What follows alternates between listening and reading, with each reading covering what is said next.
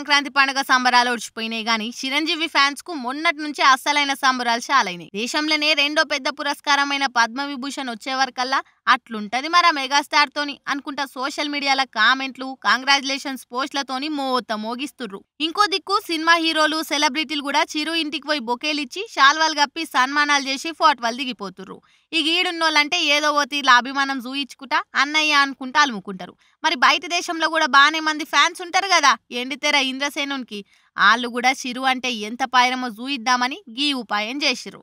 America New York కాడ time square screen మీద Chiranjeevi ఫోటోలేసి congrats చెప్పి మురిచిపోయిరు మెగాస్టార్ ఫ్యాన్స్. దేశంగాని దేశం పోయినా కూడా మనోళ్ళ అభిమానం జర్రంతా కూడా తగ్గలేదు చూడుర్రి.